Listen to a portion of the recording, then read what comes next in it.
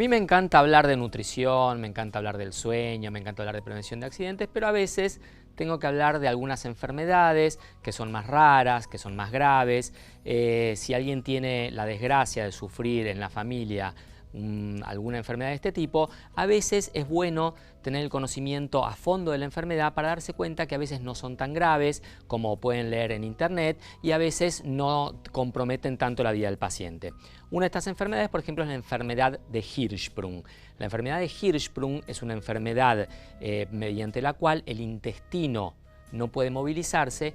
Al no movilizarse se acumula la materia fecal y puede generar serios problemas de salud.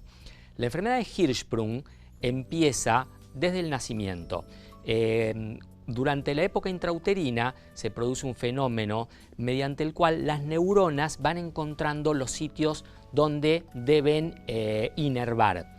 En algún problema durante la sinaptogénesis, que es este fenómeno, hay nervios que no pueden llegar al intestino porque al intestino le falta un ganglio en su pared. Al no estar ese ganglio que debe ser el receptor de estos nervios, un sector del intestino no recibe inervación del cerebro. El intestino no es un tubo que lleva la comida, el intestino tiene movimiento. Este movimiento se llama peristaltismo y el peristaltismo está manejado de manera nerviosa, es decir, es el cerebro el que lo maneja. Entonces, si las neuronas no pueden llegar a este sector del intestino, el intestino no se mueve. Al no moverse, toda la parte que está por encima de la obstrucción se empieza a acumular materia fecal. El primer signo de la enfermedad de Hirschsprung es que el recién nacido tarda en eliminar meconio. Se le puede provocar algo que se llama el tapón meconial. El meconio, que es la primera caquita del bebé, que es una caca negra, espesa, pegajosa, suele eliminarse antes de las 48 horas. Cuando pasaron 48 horas, el bebito no eliminó meconio, está con distensión abdominal, se le empieza a hinchar la panza, hay que investigar porque puede ser el comienzo de la enfermedad de Hirschsprung. Entonces, esta enfermedad, que también se llama aganglionosis colónica, porque en el colon, que es la última parte del intestino, no existen neuronas que lo inerven y que provocan peristaltismo, se manifiesta por distensión abdominal y gran acumulación de materia fecal. Si vemos una radiografía de un recién nacido normal, podemos apreciar que el intestino grueso es esta parte negrita de acá, esta parte negra de acá, tiene este diámetro. ¿Sí? Esto no es el diámetro real porque imagínense que esta imagen es más grande que un recién nacido, pero acá tenemos un bebé con muchos cólicos, con mucho aire en el estómago, con más aire en el intestino, pero este es el grosor de su intestino grueso, el colon, que es donde se produce la aganglionosis congénita de la enfermedad de Hirschsprung. Y miren esta imagen de un chico con enfermedad de Hirschsprung. Lo que acá tiene este diámetro, fíjense cómo está acá dilatado. En la última parte del intestino, que es esta de acá, se produce la falta de las neuronas, se produce la falta de movimiento, se cierra esa parte del intestino y el intestino sano que está por encima, fíjense la gran dilatación del intestino. Uno viendo esa placa puede tener miedo de que ese intestino explote, de que realmente pueda lesionarse porque ya no soporta más cantidad de materia fecal. Existen dos formas distintas de enfermedad de Hirschsprung.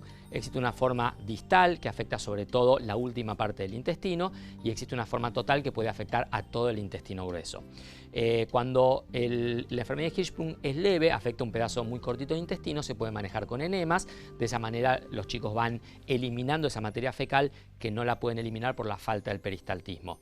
Cuando la enfermedad de Hirschsprung es todo el intestino grueso, no se puede manejar con enemas y debe operarse, se debe extraer el pedazo de intestino que no se mueve. Mediante la radiografía uno puede sospechar la enfermedad, luego con una biopsia del recto puede ver la ausencia de los ganglios y de esa manera hacemos el diagnóstico y el tratamiento correcto. En un bebito recién nacido que diagnosticamos una enfermedad de Hirschsprung total, porque hay una distensión total del intestino, se hace la biopsia, se suele operar en dos tiempos. En el primer tiempo lo que se hace es una parte sana del intestino se conecta con el exterior, es decir, se hace una colostomía y en un segundo tiempo se retira la parte del intestino afectado y se une lo que se puso con la colostomía con el recto para funcionalizar normalmente el intestino. La enfermedad de Hirschsprung en condiciones normales bien atendido, bien diagnosticado, no compromete la vida. En la mayoría de los casos, que es el componente corto, tampoco afecta la absorción de alimentos, no afecta la absorción de vitaminas, por lo tanto la cirugía lo cura por completo. Y en los raros casos que afecte en forma total el intestino, ese chico puede tener alteraciones nutricionales porque le falta absorción de ciertos nutrientes que se producen exclusivamente en el colon. Hay ciertas vitaminas como la vitamina B12 que se absorben exclusivamente en el colon. Entonces esos chicos deben recibir permanentemente suplementos nutricionales y suplementos vitamínicos. Pero la mayoría de los casos de enfermedad de Hirschsprung tienen una muy buena evolución y pueden hacer una vida absolutamente normal.